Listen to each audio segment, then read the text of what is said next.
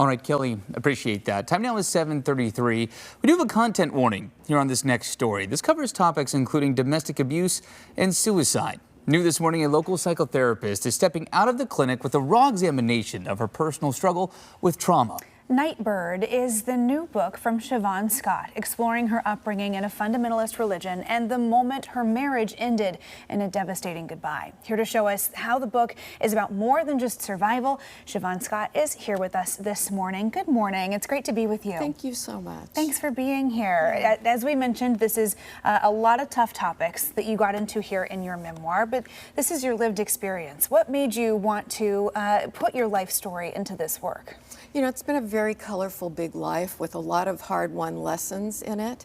And I've seen so many parallels in my work with clients. I've been a therapist for over 30 years that I see people who had a very parallel path with mine. And I got to an age, I think, when we get to midlife, we start looking back and trying to connect the dots and make sense of, whoa, that was a mistake. How did I get there? And how did I correct that? And in doing that, I started to see the arc of a narrative and really had the sense that maybe this could help people. Well, with that said, again, your book, it's called Nightbird. What is the story about? I know you touched on it some there, but dive into a little bit of what you do share here in your memoir. The book opens with a really intense scene, and this was probably one of the pivotal moments of my life. I walked in after the morning telling an abusive husband that I had been with for 17 years that I wanted a divorce. There had been a big episode with his rage the night before, and I was done. I had been working on being done for quite a while. But I went to work, he went to work, everyone seemed calm. I thought, okay, I'm finally moving forward here. He's going to accept this. And I walked in and found his dead body staged in a horrific scene in the living room. And the whole point was to wound me. And so when we see a domestic violence situation that culminates in a suicide when the woman is trying to leave, we now use the term a revenge suicide for that.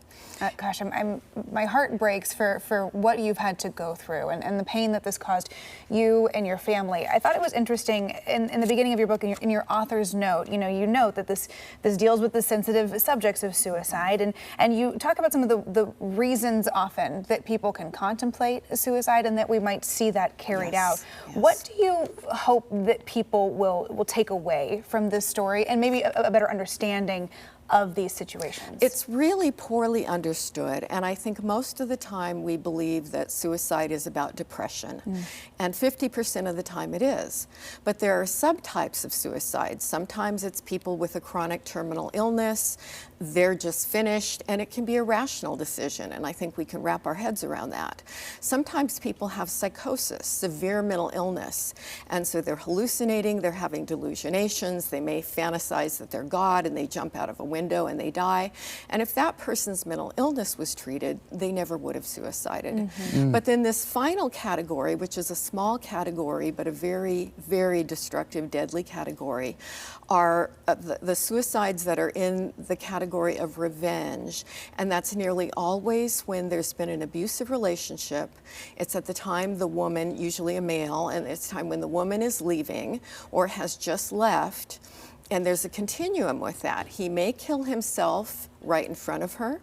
He may kill himself in this staged way designed to traumatize her for life, or he may kill her and then himself, and sometimes in the worst cases they kill the kids and her and himself. And we hear enough about those cases in the news, and I think everybody's horrified. But I think there are more of them that go on that we don't ever really hear about, and that's the place I hope my book can do some good.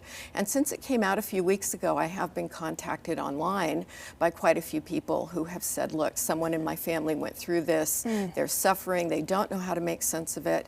And so that was really the process of my writing, was to show, okay, number one, how did I get into that mess? How did I get into that marriage?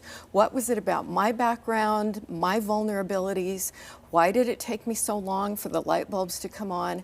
But then the big focus of the book is how to heal and how to recover and rewrite the story of your life so that you can go on and live a fabulous life. It doesn't have to ruin you. That's a powerful message. And I would imagine part of this too is not to feel as isolated. If somebody's reading this, that you said, has shared a similar journey, that can be an isolating experience, I'm sure. And so to hopefully try to bridge that gap among many other things. Siobhan, really appreciate your time. It's been great talking to you. Yeah, it is a powerful story. It is. If you'd like to read it, you can find Nightbird available now wherever you find your favorite books. And you can learn more about Siobhan Scott and her work when you check out this story on KOIN.com. And if you or someone you know is struggling with their mental health or with suicide, you can call 988. Help is available 24/7. Here in the Portland area, people struggling with domestic violence can call 503-235-5333. You can also call the national hotline at 1-800-799-7233.